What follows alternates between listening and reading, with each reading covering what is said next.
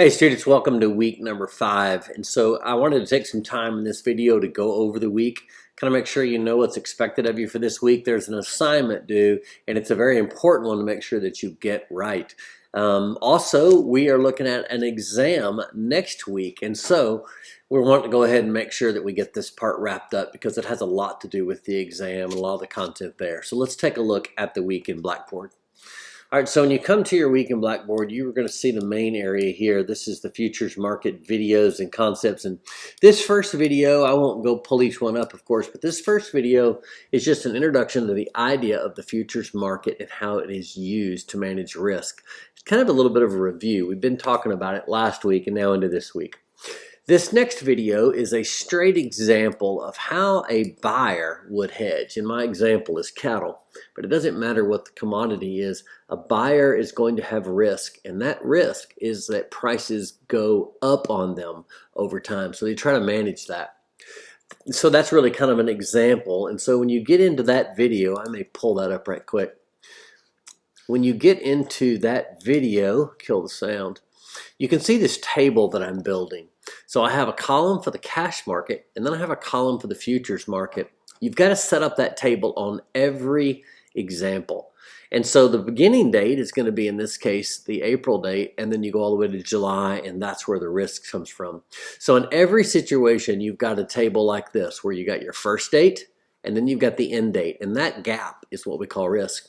Then you got a column that represents the cash market. What's going on there? That's the local sale barn. That's a local grain elevator.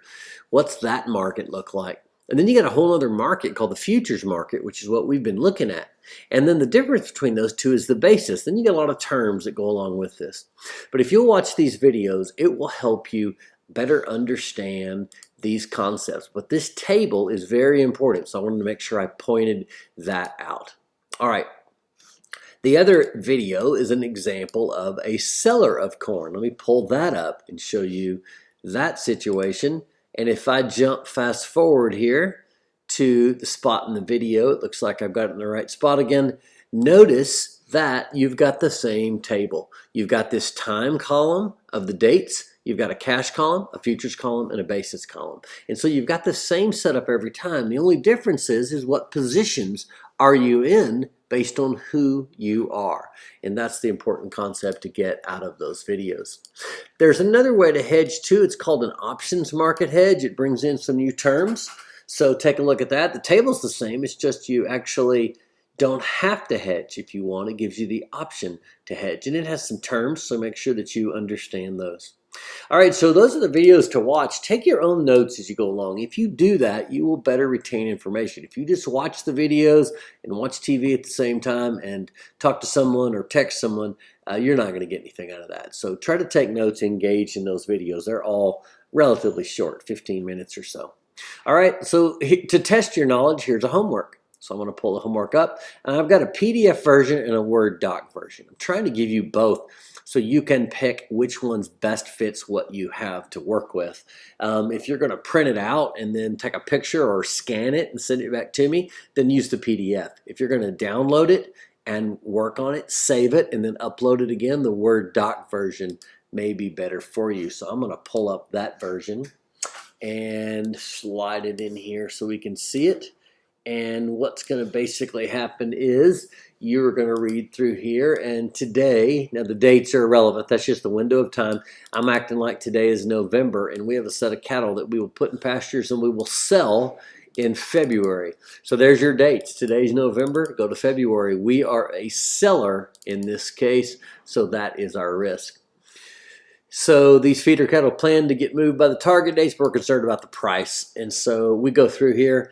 Knowing the volume of a feeder cattle contract is this first question. How many pounds of cattle does a feeder contract represent? You can go find that on CME Group, and you can hopefully use that in your video here. Then I go through and say, okay, we started out in the market here as at $1.30, and of course we're worried they're going to fall down in price, and that's going to be current. So you get your table set up, and then you get to the last date, it's February, and you can see what happened. And the question is using a futures contract valued here and valued here, what is the net result? Make sure you build that table. That's what I was pointing out in those videos. And then you can answer the following questions down here below.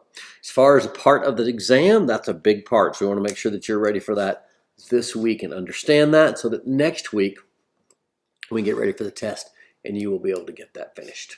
All right, hopefully this video helps you see the week and really kind of focus on some of the stuff that we have. Let me know if you have any questions. Tuesday and Thursdays are the days I try to be available for online chats or calls, so make sure you reach out as you need help. Thanks.